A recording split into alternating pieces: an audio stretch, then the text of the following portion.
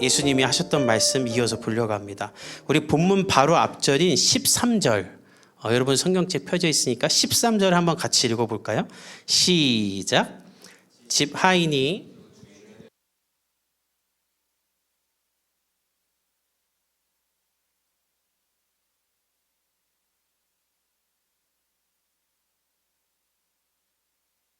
없느니라. 오늘 본문이 이제 이 예수님의 말씀 뒤에 일어난 사건인데 13절을 잘 보면 이런 말이에요. 사람이 동시에 두 가지를 사랑할 수는 없다. 이 사람 사랑하면 이 사람은 안 사랑하게 된다.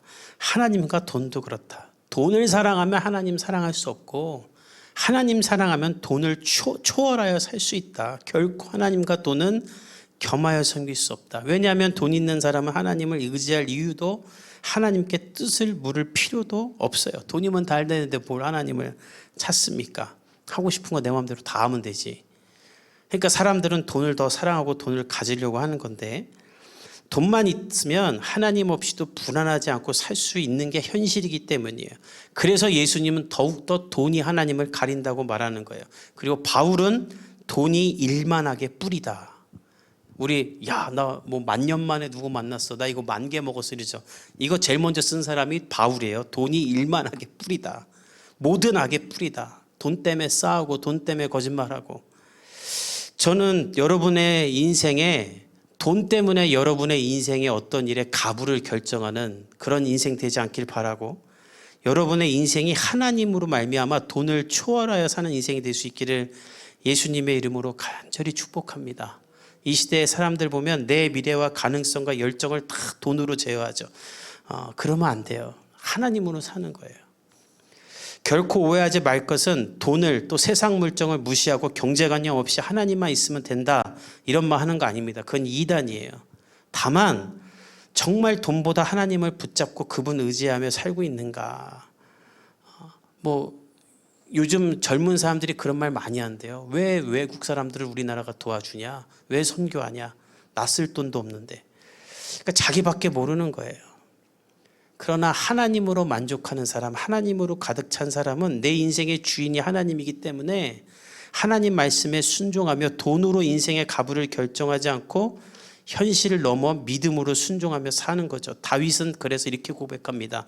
광야 한복판에서 도망 다니면서 여호와는 나의 목자시니 내가 부족함이 없다. 저는 우리 시대의 이 고백이 너무나 필요하다고 생각해요. 여러 차례 보도된 기사고 저도 몇 차례 말했지만 80년대생 부모들이 유별나다는 결론이 아예 나와버렸습니다. 이제 90년대생 부모들이 오고 있는데 아마 더하면 더 할 거예요. 우리 다 80년대생 90년대생들인데 유튜브에 80년대생 부모라고 치면은요 어마어마한 영상이 나와요. 셀 수도 없이 많이 나와요. 근데 가장 많은 타이틀 역사상 가장 이상한 부모. 왜 그런가에 대한 분석이 최근에 나오기 시작했는데 한 정신과 의사 선생님이 근거 없는 것도 너무 많지만 이분은 우리가 다 아는 유명한 분이세요. 그 정신과 선생님이 아마 10대 때 IMF를 겪었기 때문인 것 같다라고 말하더군요. 나라가 막 발전하면서 큰 꿈을 품어라 뭐든지 할 수 있다는 말 듣고 자라다가 갑자기 국고가 부도나면서 우리가 알고 있던 그 큰 기업들 무너지고 가정 무너지고 라면값이 막 몇 배로 뛰고 그런 걸 보면서 10대 때 가장 예민한 때 그거를 겪은 충격과 불안이 지금까지도 삶을 지배하면서 아이도 그렇게 키우고 자신의 삶도 돈과 물질이 없으면 불안하다라고 그렇게 느끼며 살기 때문에 무조건 그게 어디까지 가냐면 나는 남들보다 뒤처지면 안 돼. 나는 남들보다 없어도 안 돼. 이런 걸로 지배하면서 돈을 추구하는 사람들로 이 시대 80년대생들이 다 그렇게 돼버렸다는 거예요. 그러니 무슨 하나님의 뜻을 따라 삽니까? 하나님 뜻은 우리가 생각하는 삶과 완전 정반대인데 바리새인들도 사실 그랬던 사람들이에요. 그들이 왜 그렇게 돈을 좋아했는가? 오늘 14절에 보면 아예 대놓고 바리새인들은 돈을 좋아했다고 하죠. 이들도 그럴 수밖에 없는 이유가 있었어요. 로마의 지배를 받으면서 식민지 생활을 하면서 이 사람들은 반란과 진압이 매일 일어나는 거예요. 그러니까 전쟁이 일상이에요. 지금처럼, 지금 유대인들처럼. 그래서 믿음에는 하나님이 지켜줄 거야 라는 믿음은 있지만 별개로 야, 맨날 이렇게 전쟁이 일어나니까 지금 쓰레기 봉투 막 사는 것처럼 돈이 일단 있어야겠다, 현금이. 이거 없으면은 어떡하냐. 그러면서 돈과 하나님을 겸하여 섬기는 자들이 되어버린 거예요. 그래서 예수님은 그것을 지적하는데 이게 너무 확고하니까 예수님 말씀에 비웃어 버려요. 우리 오늘 14절 읽어봅시다. 시작.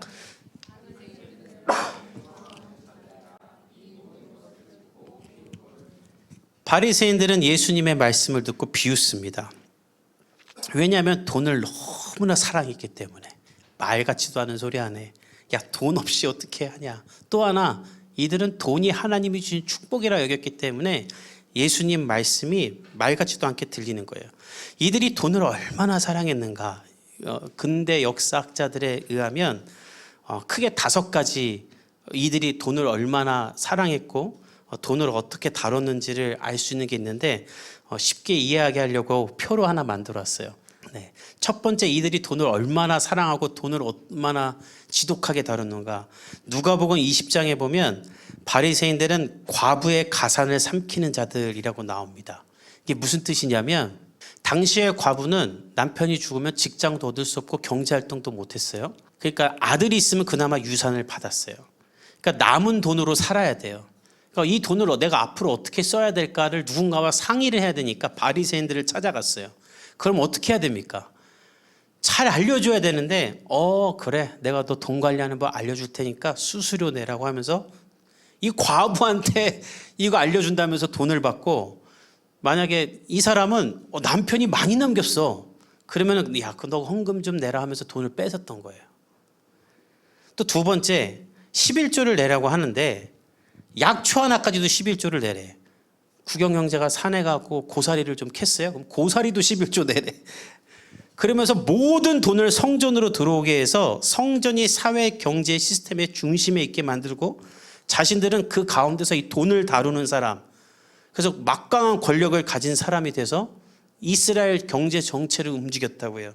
또 세 번째는 우리가 잘 아는 대로 성전을 장사하는 곳으로 만들었죠. 로마의 화폐를 쓰는 사람들이 교회 와서 헌금 내려고 그러면 어디 하나님께 로마의 화폐를 쓰냐? 유대 화폐로 환전해라. 그래서 헌금함 옆에다 환전소를 차리고 돈을 바꿔주면서 수수료를 받고, 제사 지내려고 동물 갖고 오면 야, 너 오다가 여기 양 흠이 있네. 이걸 어떻게 하나님께 드리냐? 저기서 사와. 그럼 80배 비싸게 팔았다는 거예요. 그러니까 예수님이 누가복음 19장의 성전을 다 뒤집어 엎죠. 이것들이 하나님의 성전, 기도하는 집을, 내 아버지 집을 강도의 소굴로 만들었다. 이렇게 돈을 사랑했어요. 그리고 네 번째, 이게 가장 문제인데, 부자를 위한 목회. 이 사람들은 이렇게 사회를 만들어 놓고서는 이거를 말씀적으로 정당화하려고, 야, 구약에 봐라.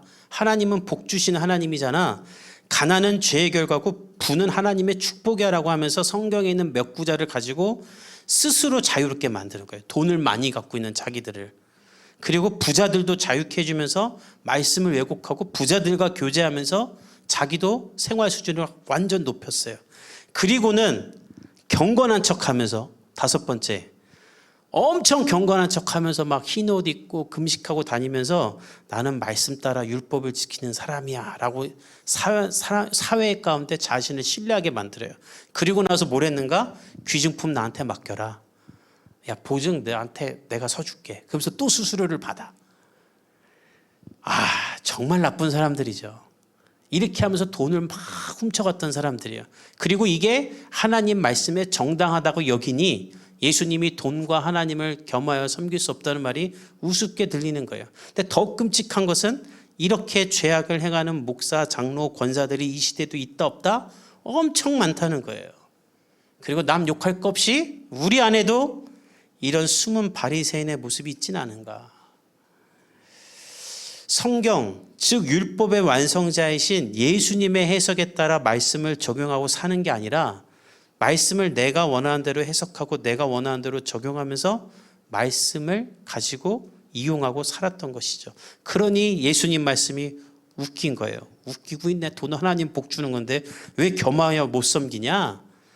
겸손함도 없기 때문에 예수님의 지적도 비웃는 거예요. 이게 교만한 사람이 그래서 답이 없는 겁니다. 박세리 씨가 유튜브를 지금도 하시는지 모르겠는데 예전에 한번 봤는데 유튜브를 찍으면서 이렇게 몰래 카메라 한다고 캐디로 분장을 해서 가요. 근데 다 알아요, 사람들이. 그래갖고 몰래 카메라 실패했다고 하고 그냥 골프 치는 사람들 따라다니면서 레슨을 해주는데 어떤 아저씨가 치려고 하는데 박세리 씨가 그래요. 아저씨의 내리막길이에요. 그렇게 치시면 안 돼요. 그러는데 에이 아니에요 하면서 그냥 쳐. 아니 박세리가 골프를 가르쳐 주는데도 아저씨들은 말을 안 들어. 야, 아저씨들이 말을 안 들으면 그냥 이해하세요. 그래갖고 엉뚱한 대로 쳐요. 근데 그 다음 아저씨가 또 나와서 치는데 박세리 씨가 보면서 아저씨 그렇게 치면 저기 라이트 날아가서 라이트 깨지게 생겼네. 그렇게 치시면 안 돼요 했더니 박세리가 알려주는 거잖아요. 근데 뭐라고 하냐면 절대 글로 안 가 하고서 뻥 치는데 라이트로 슉 가요. 교만하면 답이 없어요. 박세리가 가르쳐도 비웃어요. 최근에 가정 상담하는 TV 프로가 많죠. 그 심각한 문제를 가지고 나와서 정신과 선생님들이 상담해 주는데 하나같이 정신과 선생님이 당신은 이런 문제가 있습니다 말해주는데 다 비웃어요. 평생 술 마셨는데도 괜찮은데 왜 술 끊으라고 해요? 이런 사람도 있어요. 지금 게임할 때입니까? 당신이 그렇게 누워있을 때입니까? 아빠로서 아들로서 뭐 남편으로서 사십시오 해도 비웃어요. 그리고 자기 정당화만 해요. 왜냐하면 나는 옳다는 거예요. 바리새인들도 그 마음이 있기 때문에 예수님 마음에 지금 비웃는 거예요. 우리 15절을 읽어봅시다. 시작. 예수께서 이르시되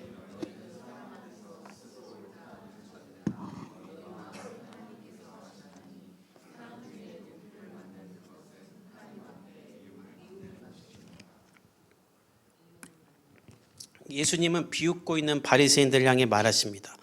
너희는 사람 앞에서 스스로 옳다는 자들이다. 앞에서 본 것처럼 이들이 이렇게 말도 안 되는 악행을 저지르면서도 경건한 취할 수 있었던 이유는 무엇인가? 의롭다고 생각하는 거예요. 정말. 그러니까 죄가 죄인 줄 몰라요. 나는 의로운데 왜 나한테 뭐라고 하는 거야? 아니 돈이 많은 건 하나님이 복 준 건데 왜 뭐라고 하는 거야? 그러니까 예수님은 말하세요. 야 너희 스스로가 의로운 줄 착각하니까 지금 내 말에도 비웃는구나. 너희들 착각 좀 하지 말아라. 그거 하나님이 정말 미워하는 거야. 원문에 보면 하나님이 가증스러워한다. 우상숭배와 같은 것이라는 말로 스스로를 의롭다 여기는 건 하나님이 가장 경멸하는 것이다라는 거예요. 오늘 이 예배 가운데 우리가 돌아보고 싶은 게 바로 이거예요. 내 안에 이런 마음이 있지 않은가. 나는 스스로는 옳다고 여기지 않는가. 나는 괜찮은데 우리 직장 상사부터 내 주변에 있는 사람들이 다 틀렸고 아내가 틀렸고 남편이 틀렸고 우리 부모가 틀렸고 나만 옳고 다 틀렸다 여기진 않는가. 다른 사람들 다 비난하면서 정죄하는 삶의 태도가 내 안에 있지 않은가. 예수님 그거 돌아보라는 거예요. 그 하나님이 싫어한다. 그건 영적 교만이라는 거예요. 여러분 진정한 거룩과 진정한 의가 무엇인지 아십니까? 나는 하나님 앞에 절대 의로울 수 없다. 나는 거룩할 수 없다라는 걸 깨닫고 날마다 하나님 앞에 죄인임을 고백하며 나를 위해 대신 십자가에 달려 죽으신 어린 양 예수 그리스도를 바라보는 것이 의로운 것이고 그 예수님을 붙잡고 믿음으로 사는 것이 진정한 거룩이지 않겠습니까? 그런데 스스로 의롭다 여기는 사람은 이 마음이 없어요. 그러니까 의로우니까 기도하지 않고 성경도 볼 필요 없어요. 내 마음대로 살면 돼요. 그걸 우리는 이 시대의 꼰대라고 하는데 우리도 지금 다 그렇게 되고 있다는 거예요. 예수님은 그걸 말하면서 이것을 벗어날 수 있는 방법을 오늘 우리에게 알려주시는 게 16절, 17절이에요. 우리 같이 한번 읽어봅시다. 시작.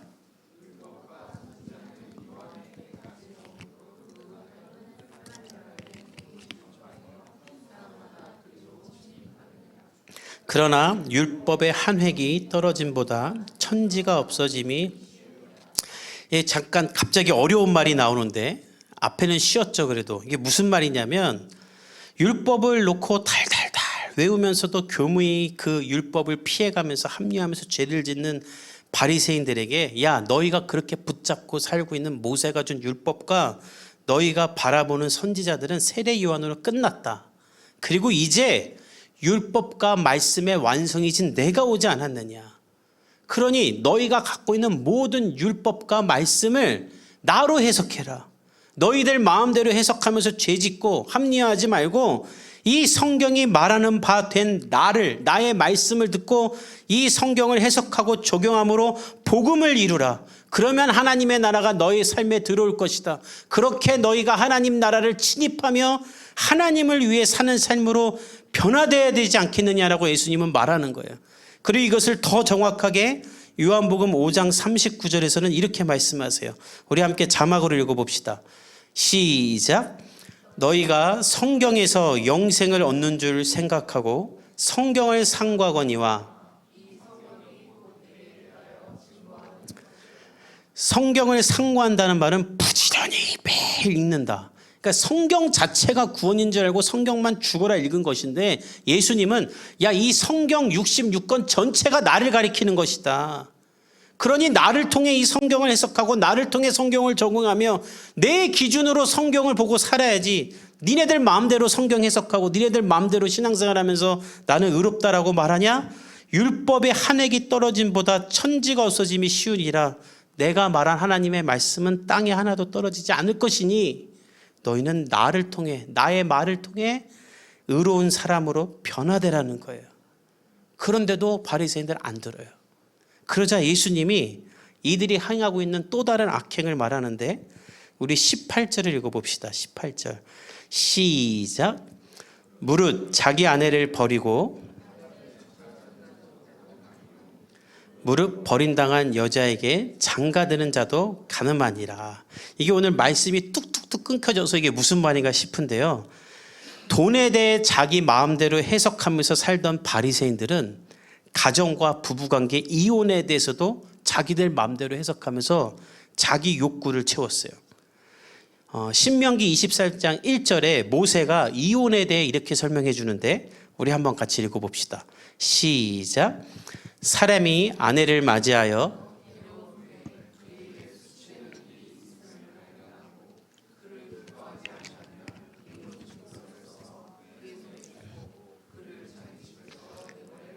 이 구절을 잘 보세요. 모세가 결혼을 했어요. 누구랑? 남자랑 여자가. 근데 결혼하려고 할 땐 몰랐는데 결혼하고 나서 보니까 수치된 일이 있음을 발견했어요. 이 수치된 일이 뭔지는 잘 몰라요. 간음은 아니에요. 왜냐하면 간음은 돌에 쳐 죽이라고 했기 때문에. 근데 어떤 불경건함이나 못마땅함이나 어떤 것을 발견해서 이혼을 하고 싶다면 모세는 어떻게 말했냐면, 띄워주세요. 당시 여성은 사회적으로 존중을 받지 못했던 시기이기 때문에 남자가 그냥 나 너 싫어, 너 가, 이렇게 버릴 수 있었어요. 근데 그렇게 못 버리게 하려고 마음에 들지 않거나 이 여자랑 더 이상 못 살겠으면 꼭 이혼 종서를 써서 이 여인이 다른 남자와 결혼해서 살아갈 수 있도록 여성을 보호하려고 만든 법이 없어요. 그러니까 다시 말하면 사람이 못된 걸 모세가 잘 알아서, 남자들이 못된 걸 알아서 여자를 함부로 대하지 않게 하려고 어쩔 수 없이 만든 법인데, 바리새인들은 본문에 이 수치스러운 일을 어떻게 해석했냐면 매력을 느끼지 못하면으로 해석을 사람들에게 해주면서 아내보다 더 이쁜 여자를 만나면 그 여자랑 결혼할 수 있도록 아내를 버리라고 가르친 거예요. 여자들 눈이 동그래지네. 이 말이 돼, 안 돼? 목사라는 사람들이 아내보다 더 이쁜 여자 만났어? 그 여자가 좋아? 그럼 아내랑 이혼해도 돼. 모세는 결코 그렇게 해서는 안 되기 때문에 남편의 주관적인 생각에 따라 이혼을 하면 안 된다. 그래서 이혼을 하려면 공적인 증명, 법적 근거와 절차대로 이혼해서 여자를 끝까지 보호하라는 건데, 바리새인들은 자기들 마음대로 이렇게 쓴 거예요. 그래서 예수님이 마태복음 19장 8절 9절에 이걸 이렇게 해석해 주세요. 읽어봅시다. 시작. 예수께서 이르시되 모세가 너의 마음의 완악함 때문에 아내 버림을 허락하였거니와 본래는 그렇지 아니하니라. 내가 너희에게 말하노니 누구든지 음행한 이유 외에 아내를 버리고. 예수님이 다시 해석하시죠. 이거 아니다. 너희들 마음대로 모세의 말씀을 이용하였고 본인 쾌락에 따라 욕망을 정당화하는 도구로 사용하지 말라. 예수님은 그래서 오늘 한 가지 얘기를 하시는 거예요. 스스로 옳다 여기며 말씀을 너희들 마음대로 이용하고 욕구를 삼아 살지 말아라. 사랑하는 성도 여러분, 왜 교회를 오래 다니고 성경 공부를 많이 한 사람일수록 우리가 더 덕이 안 되고 은혜가 안 되는 줄 아십니까? 왜 목사, 장로, 권사들이 더 사람 힘들게 하는지 아세요? 교회를 오래 다닐수록 마음대로 해요. 성경을 자기 마음대로 해석하고 자기 마음대로 하면서 쉽게 죄짓고 쉽게 회개하고 용서도 쉽게 받아요. 그 결과 최근에 한 단체에서 여론조사를 했는데 한국 교회를 얼마나 신뢰하냐는 말에 75%가 한국 교회 신뢰하지 않는다. 그러니까 25%만 한국 교회 신뢰한대요. 한국 교인이 25%가 안 되거든요. 그러니까 교회 다니는 사람만 교회 신뢰하는 거예요. 그 왜 교회가 이렇게 신뢰를 못 받느냐 했더니 다 비도덕적이고 윤리적이며 자기 이익을 위해 산다는 거예요. 그러니까 한마디로 하면 이거예요. 성경대로 안 살면서 스스로 의롭다고 여기기 때문에 교회를 신뢰 안 한다. 오늘 예수님 말씀을 아무도 안 지킨다는 거예요. 성경대로 살면서 예수님과 함께 사는 기쁨, 좁은 길을 가는 기쁨, 나를 통해 하나님이 영광 받으시기를 바라며 그 기쁨을 누리기 위해 삶을 정하지 않고 그냥 돈과 성공에 빠져서 사는 것이죠. 사랑하는 성도 여러분, 오늘 예수님이 우리에게 말씀하시는 핵심은 윤리 수업이나 돈 관리법, 인생론이 아닙니다. 딱 한 가지예요. 절대 스스로를 옳다 여기며 하나님의 말씀도 내 마음대로 해석하고 적용하면서 살지 말고 하나님 나라의 복음을 받아들이고 그 나라로 침입하는 인생을 살아라. 저 여러분이 그렇게 되기를 간절히 축복합니다. 그래서 5월 3일에 아웃리치 하는 거예요. 이거 봉사활동 아닙니다. 교회니까 좋은 일 하자 이거 아니에요. 내 돈과 시간을 내 마음대로 쓰는 권리를 포기하고 하나님의 통치에 나를 내어드리는 복음적 침입을 이루자. 그래서 우리가 그들의 삶 가운데 들어가 운동화도 주고 쌀도 나눠주자는 거예요. 우리가 찬양하고 고백한 것처럼 하나님이 우리를 피난처시고 하나님이 우리를 지키시니 우리는 그분을 따라 우리의 사랑을 나누자라는 것이죠. 이번 주 큐티 본문에 이런 구절이 있었어요. 우리 시편 91편 9절에서 11절 읽어봅시다. 시작. 내가 말하기를 여호와는 나의 피난처시라 하고